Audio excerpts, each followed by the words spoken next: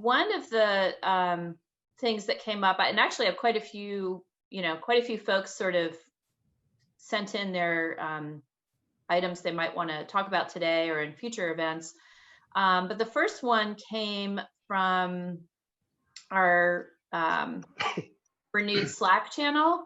And so when are people planning their live events this year? And as you are planning those, are any of you doing testing? Are you including testing as part of that? Because I noticed that Alex posted that they were actually doing testing. They were including that with their live event, which I believe theirs is in February, which is a little earlier. But just curious, what folks are thinking and kind of how you're starting to plan, and we'll kick it off that way. And then, like I said, I have a few other items that folks wanted to make sure we talk about. Anyone want to open up? If you unmute yourself. We can, we've got a few simplified compliance folks on the phone, so I'll speak for all of us. Our first big conference, we're planning on returning in August in Vegas. No plans for testing. We, though, are trying to do some smaller events. And so we consider them seminars, fewer than 25 people. We'd hoped to try them starting in February and March. We were ready. We've come up with a plan. Nobody's buying. So folks are not ready to come yet. And so August will be the first kind of return to what we consider a true conference. So generally more than 50 people, usually around 150. Our biggest annual show is generally in May. We've pushed that to October, and that event can have over 1,000 people. Oh, wow. We're feeling good about that October event. August is making me sweat it a little bit. I feel better than I did a month ago, but so not anything major until this summer. And again, these smaller seminars, we're ready to go. We've got plans for requiring masks, just and all that, just our customers aren't ready. Yeah. And are you hearing that it's going to take a vaccine for people to feel ready to travel, or is it simply budgets, or is it travel restrictions, or all the above? We did a survey, and Melissa Varnavas, I think, is on the phone. Melissa, I'm sorry to put you on the spot, but do you want to talk about what our Actis members have told us about their personal comfort level, and then also what we're hearing about budgets? Sure. We're in the healthcare space, and our this particular niche market is a type of a nurse who is in a somewhat administrative role. So they have a little bit of insight into the healthcare, what's going on, sort of pulse of COVID. And as everyone knows, we're in this second wave that's extremely trying not to say disastrous, but real tragic, really, really tragic right now out there.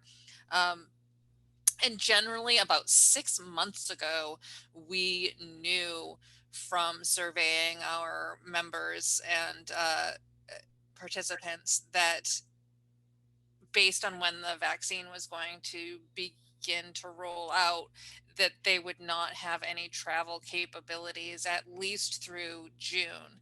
And then they were questioning whether or not they would actually have the financial means after that point to have additional training or travel budgets. So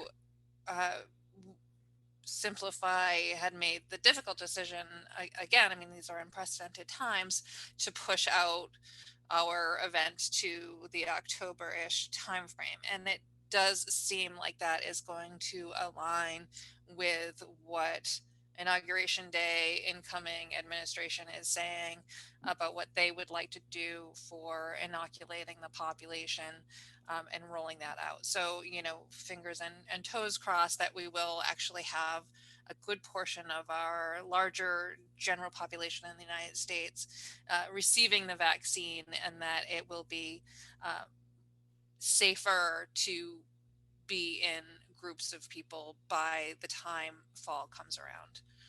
Does that answer the question a little bit? Yeah, no. So, I can just say on behalf of our company, we have a lot of things scheduled for the fall, like August through the end of the year. There are a couple before then. I I think our earliest one is a smaller event scheduled in April that may or may not happen. And we've already discussed that being virtual or some sort of hybrid, you know. And then we have a couple in California over the summer that may or may not happen, just depending on what goes on in California. So we're kind of doing the same thing, just sort of planning for how to make that switch, you know, to how to say to folks, go ahead and plan live, budget for live, but, you know, we will make good.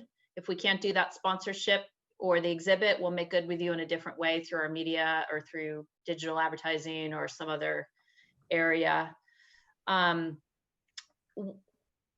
of the items that came up kind of, you know, related to that, like when we do go live again, you know, some folks were wondering, well, how are we going to get that mix, you know, right between vendors and attendees? Because it sounds like, and maybe it's just because we're talking to these people more, but it sounds like the vendors are sort of more interested right away and kind of plunking down and putting the stake in the ground and saying they're coming, and the attendees, we're hearing less from them about that. So, and that kind of goes in, Matthew, to what one of your questions was, which is sort of how do we revisit, you know, networking to just sort of make it a central element, you know, whether it's virtual or live. So I don't know if anyone wants to talk about when you're planning live events, but as a part of that, when you are, how are you going to make that mix beneficial for both your attendees and your sponsors? I mean, right. Think about how complicated networking is face to face. If, I mean, you really have to get people to be willing to sit there in their common space, networking, which is a big reason why people come. Now, if it's simply to learn, sit and get, I think you have less of a challenge, but most of the surveys that I've conducted show that people attend these things for the networking opportunities and the chance to connect and really hear from others.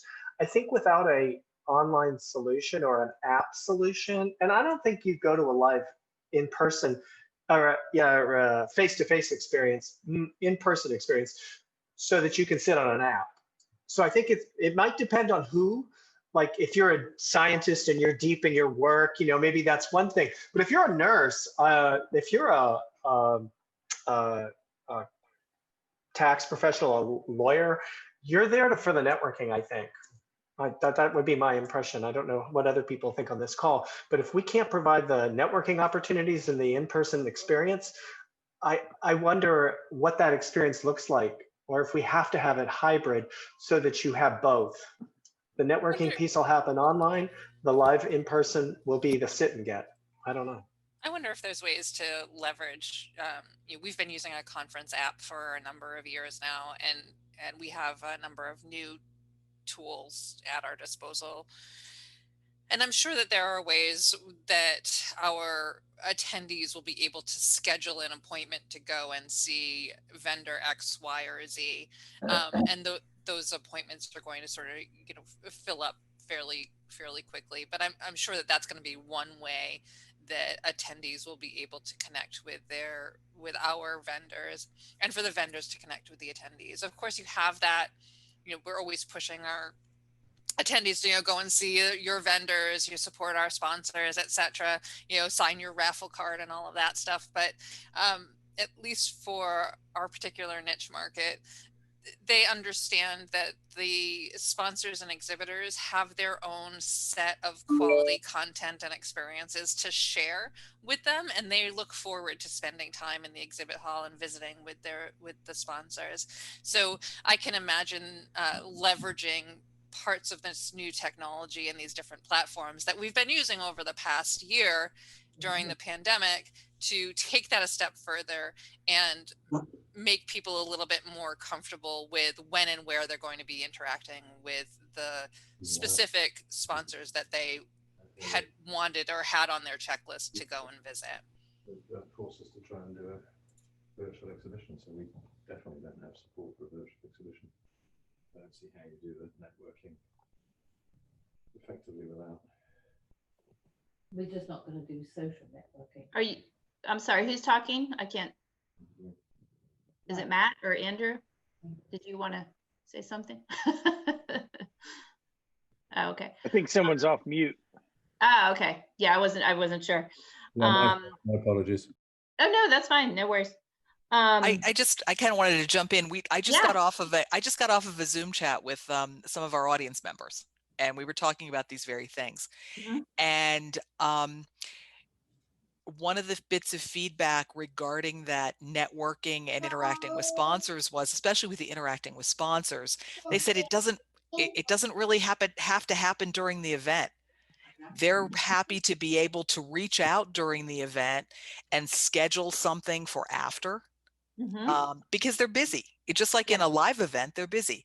And they said they just, it's just nice knowing that you can reach out and get that introduction and say, let's meet next week. But it's that contact that's so important. They said, we had some platform difficulties that I'm sure lots of other people have had similar, where the contacts didn't get followed up with. And we had one guy who was very generous in saying, I just kind of figured if I didn't hear from them, they didn't really want to talk to me. So it's really important to encourage. Joyce, how did that happen? On the platform, which platform was it and how did it break down? Can you share that? We're not really sure how it broke down, honestly. We used Swoogo's platform. And they're I know they've made a lot of developments, and we did our event in September, and they've been doing a lot of great stuff between now and then. But we think that there were just, messages that got missed. There were things that, when you did the meet now or you did the plan a meeting, that the connection just didn't get made. So, and honestly, we were tardy in getting the list of people who attended or who visited the booth, the virtual booth, back to the sponsors because of a series of miscommunications and the fact that Swoogo really didn't have a way of getting us that information in real time. So I think next time around we're going to be better. We're all going to be better at it. But I think that the feedback from the participants was, just kind of let me know that you got my message and we can set something up later. It doesn't have to be that very day. The other really interesting bit of feedback was one of the buyers saying, we all go to an event with our own shopping list. And, we just want, ticking those things off. And I just thought that was a really interesting way of putting it, and maybe reaching out to our attendees and saying, what's your shopping list? And then being able to do some sort of matching based on that. But I thought that was a very colloquial way of putting it. What's your shopping list? So just wanted to put that in because, like I said, we just got off the call and it was so exhilarating. So Joyce, I don't know if you heard the first part of our meeting, but are you hearing from these end users that they're willing to be in person this year, or what are you hearing from them as to when they would actually come back, or are they more comfortable right now, like with a hybrid or? We had a mix of international people and domestic people on our call because our event that we're discussing does attract international. The international folks are pretty, they're being very realistic in that it's going to be a virtual event. And this is for an event that we've got scheduled for September. The domestic folks are all eager to get back. They just don't really know yet. We have a poll running on one of our sites right now, well, on the site for this event right now, asking people, when do you think you're going to come back? I haven't checked in on results lately, but I know people are weighing in on it. So yeah, don't really know. I know we have our first, it's a different event. We're tentatively scheduled for July, and we have to make a decision on it, I think in March, because of the hotel situation. So yeah, we've heard from people that they are chomping at the bit, but that doesn't mean that they'll be able to do it. Well, how about the rest of you? Yeah, I was gonna say one thing that's been interesting for us is we're still doing some virtual events now. Like we have one next month, doing really, really well. Lots of engagement, lots of signups, and we're charging for that. But it kind of makes you realize, like, as much as people say they want to be live, and I don't discount that, I think people are also willing to still do virtual. It's not like, oh, 2021 came and now we're just done with virtual, we'll wait for 6 months. So I would encourage everyone to just, go ahead and plan some virtual things. You know, you'd be surprised. And we're even getting sponsors involved too, because they realize they don't necessarily want to wait 7 or 8 months to be in front of these buyers. So I don't know if anyone else has had experience with that so far, but I'm pleasantly surprised. And this is in the healthcare space, which is, you know, they've got a lot of challenges going on right now. So.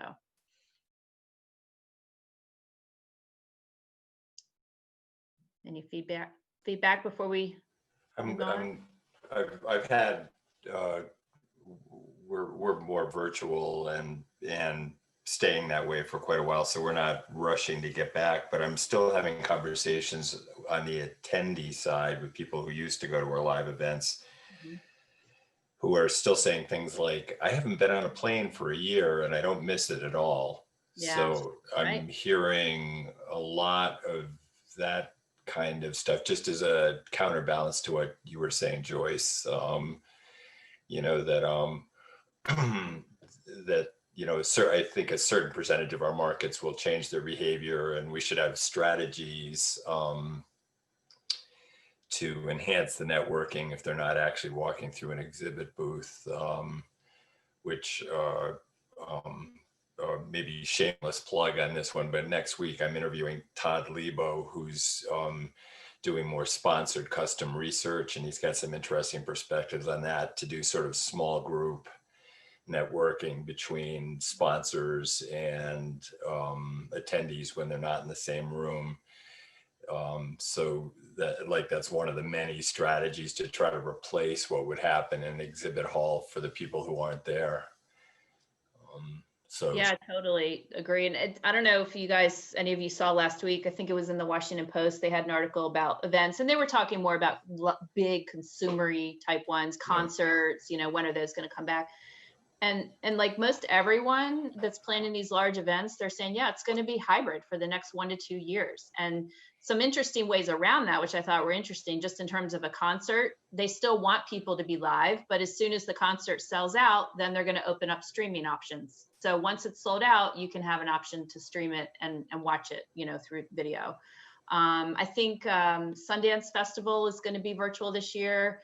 And again, they're selling tickets to certain people that want to have that added, you know, hey, get access to the interviews that we're doing for these 3 people. If you buy a ticket, you'll have access to that versus just coming in and seeing what else we have. So I think they're doing some really interesting things on the consumer side that we should be thinking of too, in terms of like, well, how do we, you know, instead of just saying like, oh, we're going to be live, but if you want to be on demand, you can see that after the event. Like, are there ways that we can sort of get them engaged during the event that isn't taking away from the live aspect? Yeah, can I just, we've gone to Sundance physically probably 10 years, and we've been, you know, trying to maintain a vestige of a cultural life in this malaise we're all in. So we've been attending a lot of film festivals, virtual, and they've got an issue we don't have, which is the rights management issue. But when I look at what Sundance is doing specifically, we have tickets to 6 films in Sundance. It's starting, I think, next week, whenever it is.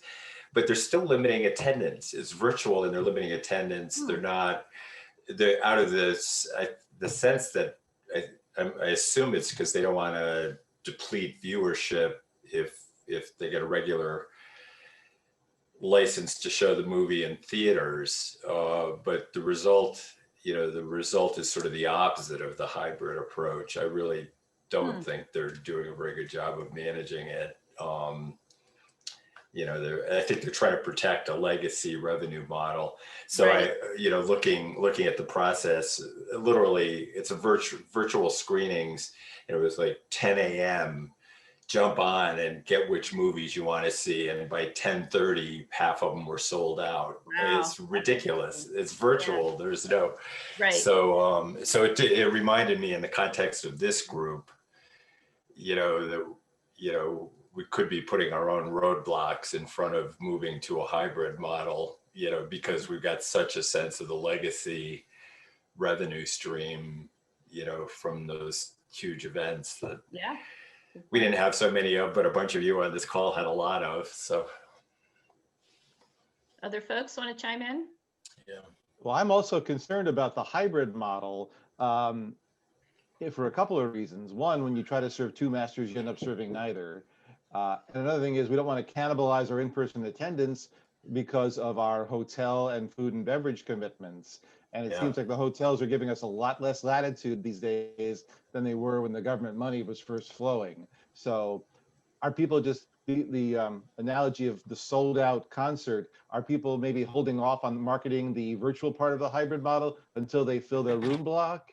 So I'd be interested in how people are timing that. We have just a handful of in-person events, and last year they said, hey, you know, things are tough all over and we're getting checks from the government. So yeah, force majeure, you got it. And now we're getting a lot more pushback. So it looks like we'll be having an in-person event in October. This is an event that's been marginally profitable, took a loss 2 years ago. And this past year we did it virtually and had a very strong profit. It's amazing how much money you can make when you don't have to buy $11 shrimp for people.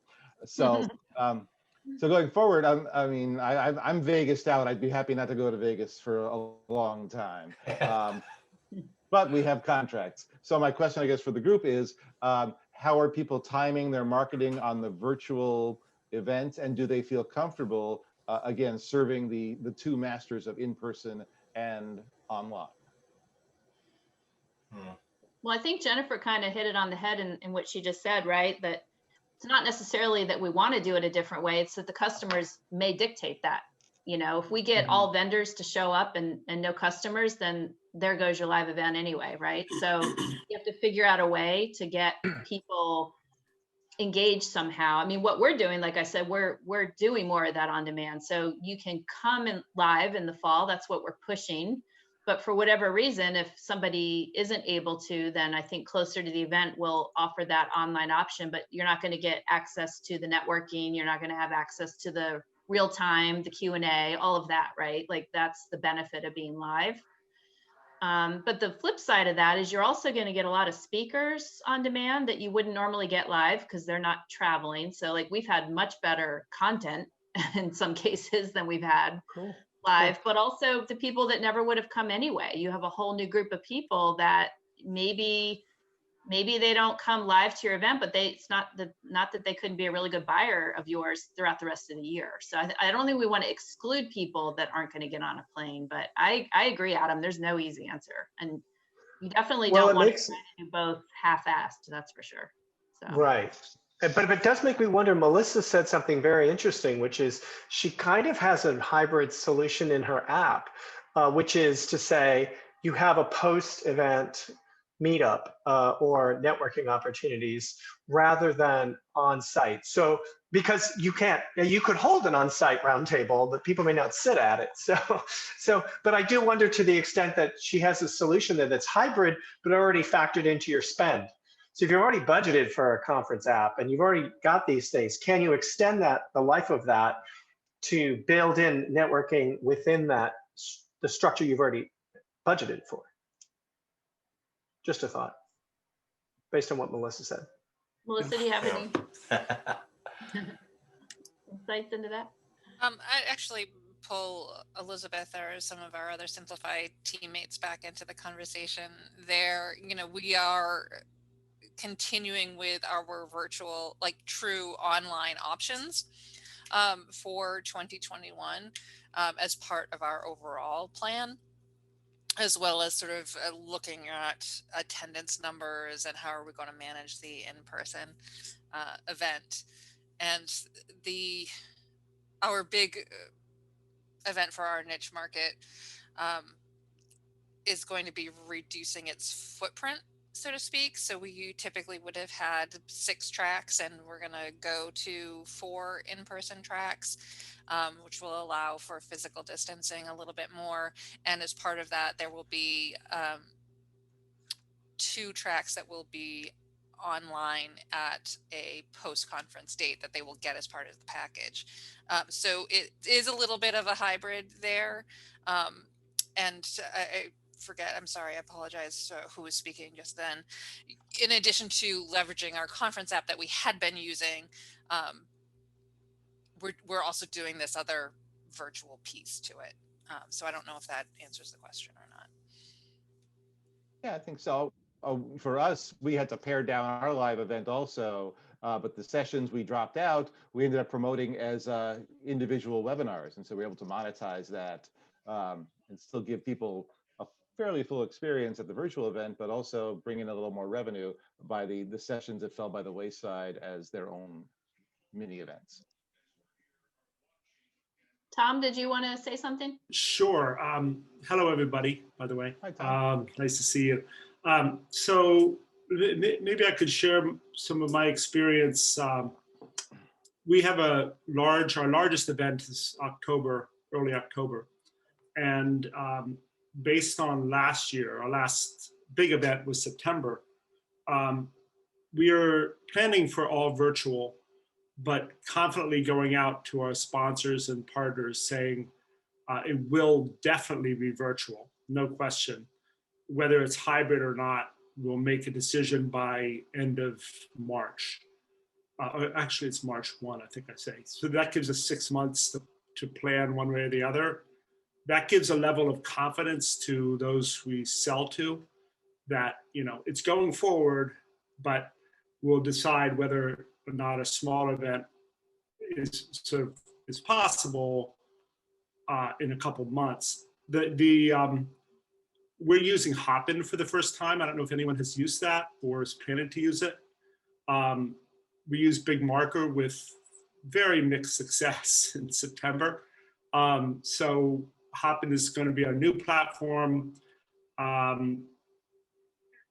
Right now, I think it was Joyce, you may have mentioned that we're restricted by what our customers will agree to, and so whether they'll even be able to go to in-person events. So far, it seems like the restriction is up until about September, but folks usually say off the record, we're not planning on any in-person for this whole year. If we do go hybrid, my main question to the group is cost. If I have to pay both for a virtual vendor, and as Adam said, and David knows, pay for on-site expenses, you know, what's that going to look cost-wise?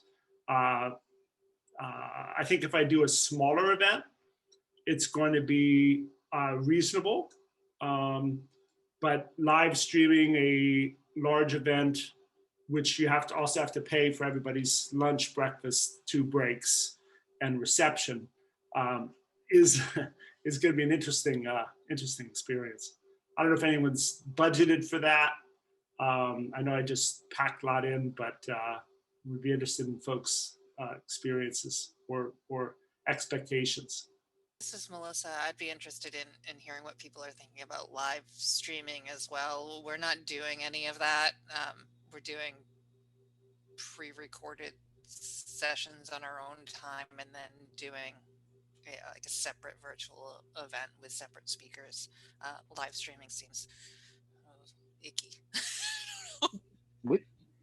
We did do some we live streamed our conference. We have an annual conference in December, and it's always in person in New York. Whoever's phone's ringing, if you could mute. Okay, thanks. Go ahead, Duane. It's always in New York, and you know, of course, we had a lot of lead time, thankfully, last year. But we decided to go virtual, of course, and to do live stream just to create that immediacy. We have very high level C-suite speakers from the companies that we cover. So it makes it a little easier for them, especially when they have to worry about, you know, market moving information and the like.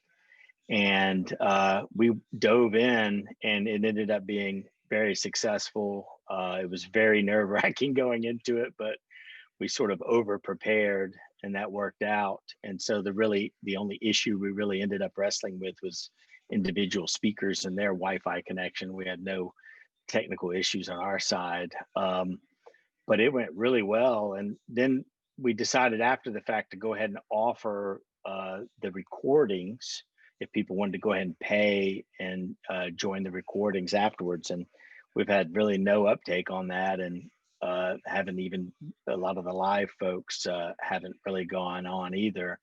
The only ones that did were 1 or 2 that had technical issues on their end on the day of the conference. So for what it's worth.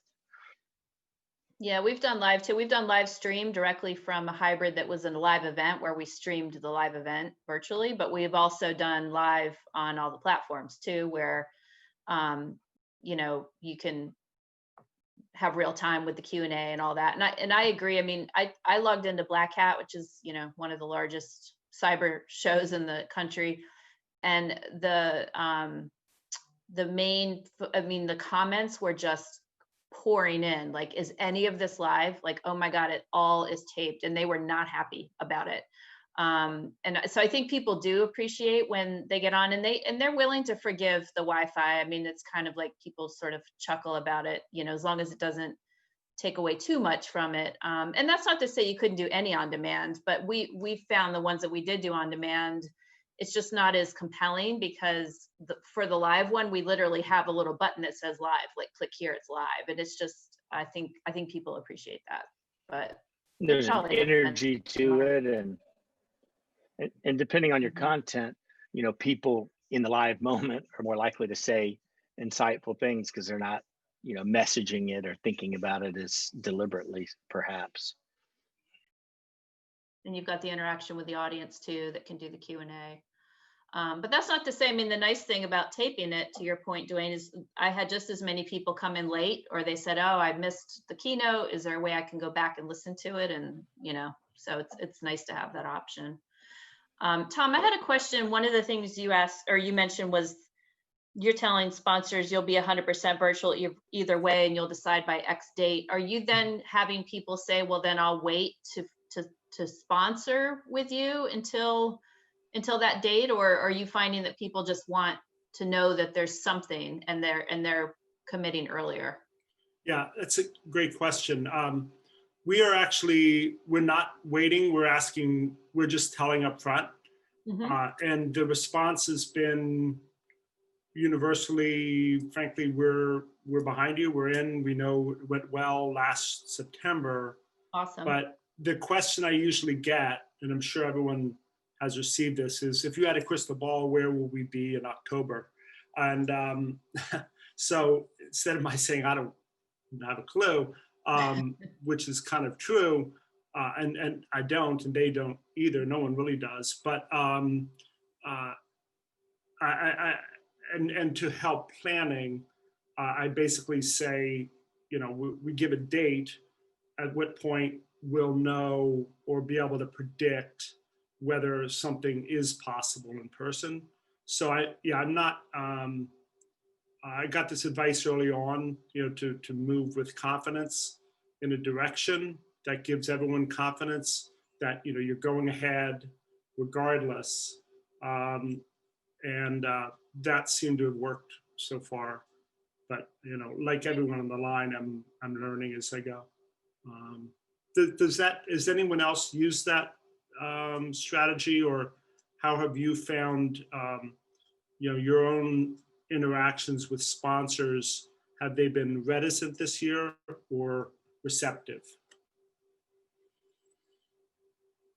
We've had some reticence. We're actually people are asking, are you going to, if you're not going to be live, what's the plan for us, right? So we find we have to have like 4 options.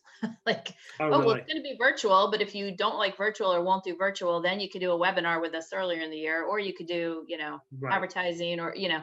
So, but it's sort of almost customizing it by every single sponsor. It's a lot of extra work, but it's worth it. You know? I definitely am doing customization as well. But I am trying not to overly customize it, but certainly webinars and, you know, other offerings, I'm trying to extend it over the course of a year, the engagement. So, did they answer your question? Yeah, it did. No, great. Yeah, good. Anyone else want to chime in on that? If not, I know, Matthew, you had a couple of questions about reverse trade shows and maybe charging folks to access content. I don't know if you want to. Yeah, do you want me to just pipe up? Yeah. So one of the things that, and I think the Simplify Compliance people here might, and Joyce sounds like you might, have a trade show element that's working. And I've heard a lot about the possibility of developing a virtual reverse trade show. So the question is, can the attendees who are, you maybe have tiered pricing, for the ones who are joining for a lower price, can you make a does it make sense to have a requirement where you have to meet with X number of the exhibitors and sponsors? You might be able to buy your way out of that experience by spending a much higher price tag.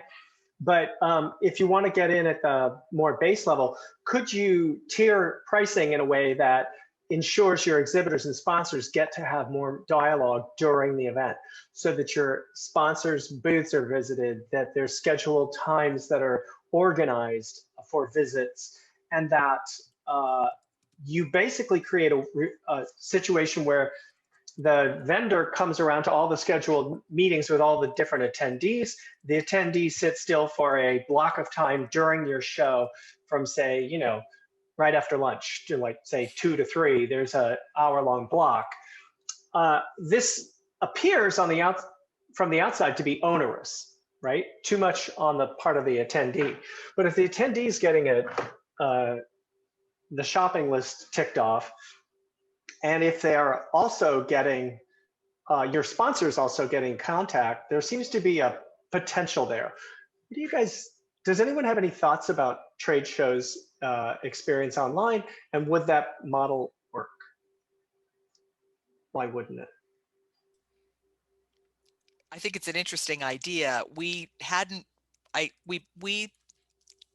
kicked around the hosted buyer kind of model.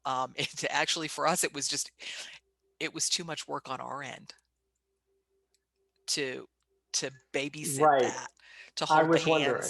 Yeah. And we were doing it with a time crunch. I mean, we were, when we were first planning when we were making the transition this past year for our September event, and when the idea came up in July, it's like, we don't have enough time, because we've done true in-person hosted buyer using a partner, because we know how resource intensive it is. So I think it's an interesting idea. I know that there are smaller conferences that are doing it. And I think it was kind of their model even before they were virtual in terms of live hosted buyer kinds of things. So it is an interesting concept. Yeah, it's, Jennifer, it was funny. Jennifer, Kindle, Kindle or apps with or without ads. You buy your way out of those meetings. Yeah, I think that's it's an interesting concept. I mean, it could be really appealing for certain C-level people.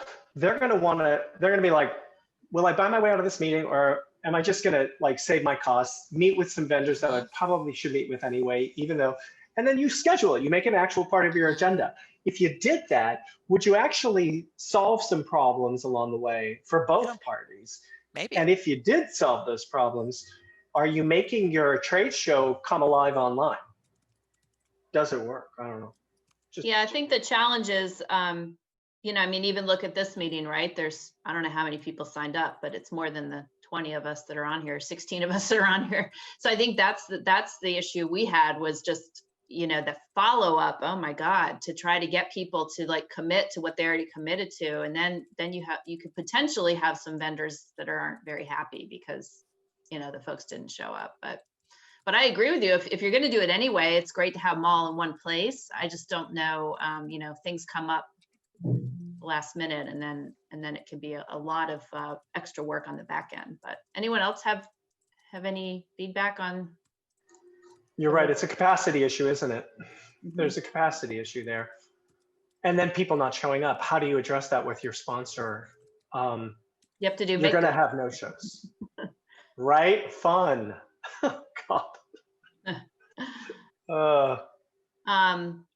One question that came up too, couple things. One, if anyone has ideas on costs of the hybrids that they like to share, that they've come across, or streaming, things like that. I know for us, when we did our live stream, it was about $10,000 more for over a 3-day period than the regular AV. But if anyone want to share sort of fees that they found either on platforms or on demand versus live, that's one question we've had. Jennifer, when you say you paid $10,000 more, what did you get for that AV? Was it simply live stream, or was there more editing, multiple angles, etc.? Can you share that answer? Just live stream, just literally like, here's the camera and here it is live. Yeah. For 10,000 more with your AV. And that was through the hotel AV, or did you use No, a site? it was a different company that we used. Yeah. Yeah. Oh, so did you use two different companies? No, it's all one company. One for the whole thing. Yeah. Yeah. Yeah. But not the hotel AV. Yeah. Right. Thanks. Thank you. Other folks? Okay. One question, I think, Melissa, you mentioned wanting to hear what folks are doing with mobile apps. I guess in the past, some mobile apps allow people to post up photo uploads, or here's what we're doing, or kind of, you know, helping with that networking aspect, you know, making kind of, you know, a way to engage folks virtually, whereas in person, you might take a picture of you and your friends, you know, outside the convention center or at happy hour, and you post it to the conference website and people see what you're doing. But has anyone found a way to do that virtually and or through an app where you can sort of still get that interaction? I think that was, Melissa, if I'm asking right, I think that was one of your questions. Yeah, and just other ways to engage with folks, you know, in your virtual platforms and things. There's, you know, gamification, of course, and there are discussion threads in some measure, but you know, we have a particularly engaged niche market, and they want to see each other, and posting photos has been a way for them to do that. You know, here's my workspace, here's, you know, here's my coworker, which is my dog or my cat sitting on my desk, and that kind of stuff. But some of these platforms don't have that capability in terms of posting photos. And I'm just curious, you know, what kinds of things are other folks doing to engage their participants in a real human way? That's a great question. We just did, we're in the pet food market, so it's kind of a fun space to be in. And we had people post pictures of their pets during the event, and we just used hashtags. I mean, we just streamed, you know, it was pushed to, you know, Instagram and the usual. And it was interesting because on the group we just had two people mention, hey, yeah, I loved looking at that. I thought that was really fun. And we just sort of thought it was kind of, okay, we'll try this. And it was nice to hear the feedback that people did enjoy it. It's not really interactive, but you do get to see people. And one of the other things we were talking about on the call was at our live event, there is a hugely popular opening night reception. And if we did the live event, it might be fun to do some, you know, to do a webcam from that reception for the people online to kind of see it, who's there.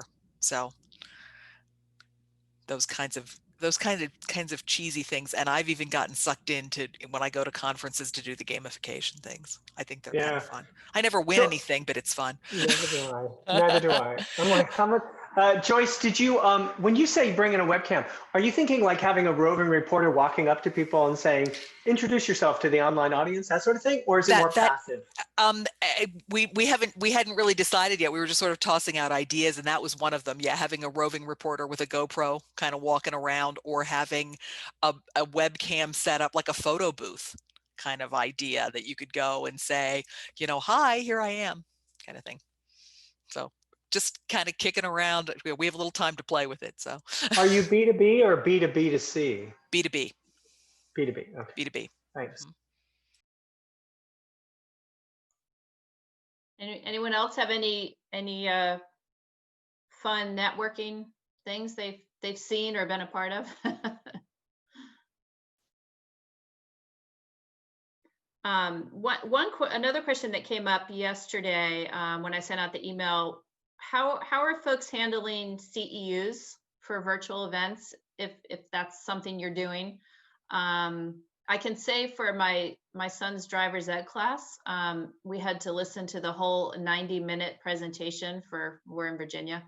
And it wasn't until the last 30 seconds that they actually posted the link to the Google Doc where you could prove that you were there the whole 90 minutes. and you listen to it.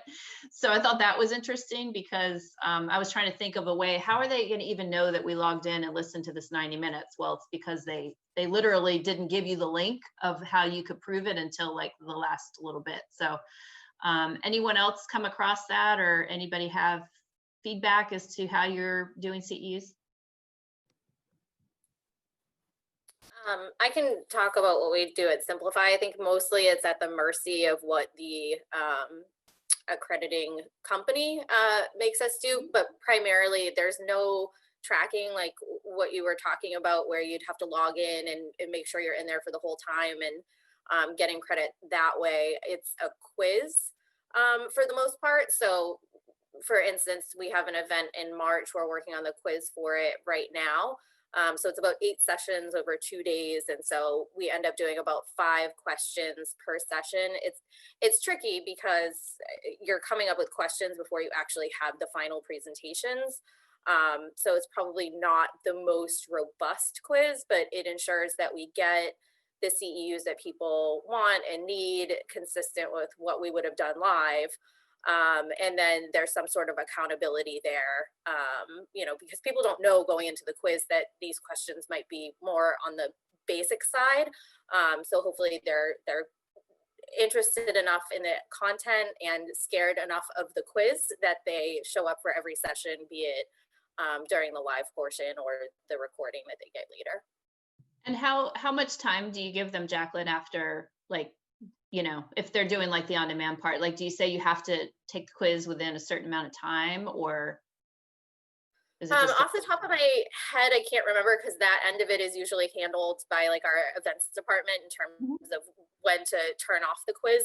I know for lives, I think it was open for nearly for like a few months. So it's not like you could come back a year later, because especially where we're in healthcare, everything changes so quickly that if you listen to it now and then, you know, try to listen again and take the quiz in December, the regulations might not be the same. So the content is, yeah. David, did you want to, you're on mute. We just use 5 days, usually just to force it, you know, but that sort of comes out of our webinar business. That's the standard we use there, where we have continuing education. And I know Jared, who runs the program, has found that if you keep it open, nobody ever replies. So you know, one argument for doing it earlier. Yeah, no, that makes sense. Any other? We don't do real CEUs. We've tried that in our market and it was just too onerous to get the real certification. We're finding success even though if people can get a certificate of completion, they love it.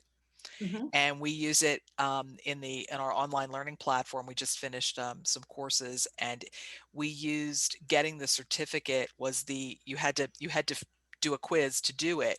Well, you had to do quizzes all along the way. So the final quiz, we made the feedback survey. And you had to do a feedback survey to get your certificate.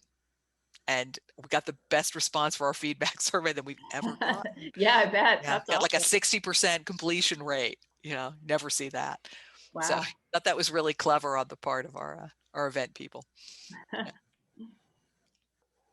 Awesome. Let's see. I'm just looking back over my notes. I think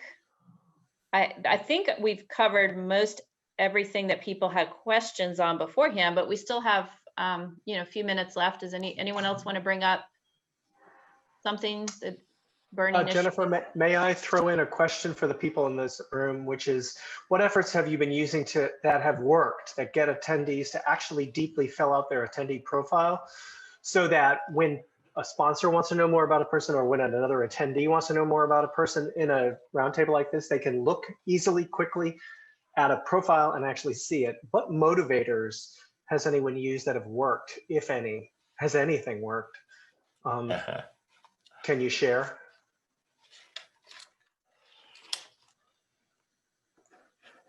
On the virtual side, you know, we use 6Connects as one of our platforms, and they actually have a thing at the top right that says edit your profile. And I had many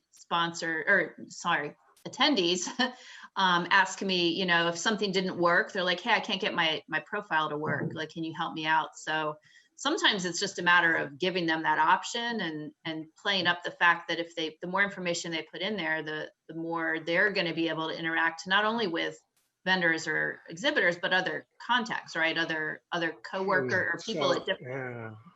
So maybe it's a matter of push communicating during the event. Be sure to fill out, for better networking, for better experience, fill out your profile so people know more about you. Yeah, Attendees know do more that when about they you. I log wonder, in. Yeah. do you think they'll buy it? Will they do it? Or are they going to distrust the message? How do you do it in an honest way? That's fair.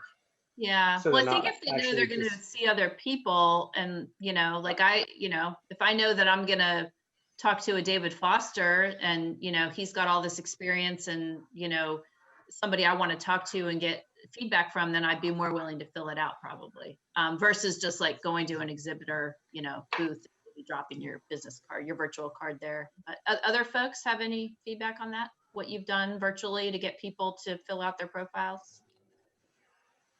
A little bit, Matt, I don't know if it works for you, but when we get people to register, particularly for the virtual events, and again, we don't do as many as most of you on the phone, but we've used that as an excuse for kind of a very loose sales department check-in.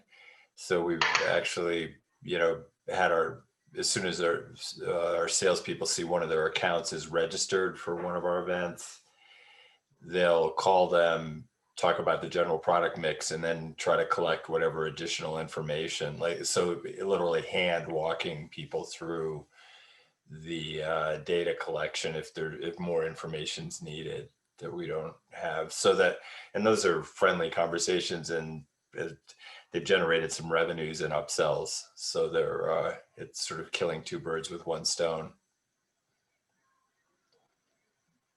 Hard to do if you got, you know, if you got 20,000 people coming to your event, that's a little hard to do. You need a big sales department, but our events typically, you know, have, you know, 300, 400, 500, they're in a smaller scale. So that's pretty reasonable for a small sales department.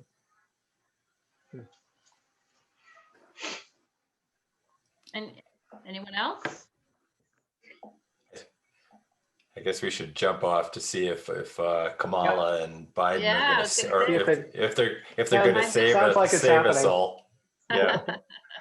Yeah. All right. Well, thanks everyone for coming. Be well, everyone. Let me get my notes here. If you would like to, you know, poll how we did, please go ahead and post something, or thank you also for joining Renewed. Be sure to check out the Slack community. There's tons of different, not just the events channel, but lots of channels you can interact with. There's a calendar there, there's marketing, there's content. We've got our next meeting is taking place the third Wednesday of the month in February. And then as David, I think you've got the next one, right, coming up? You've got on next on the, I think on the 28th next week, on using research to develop, you know, enhanced interaction with attendees and sponsors. So great.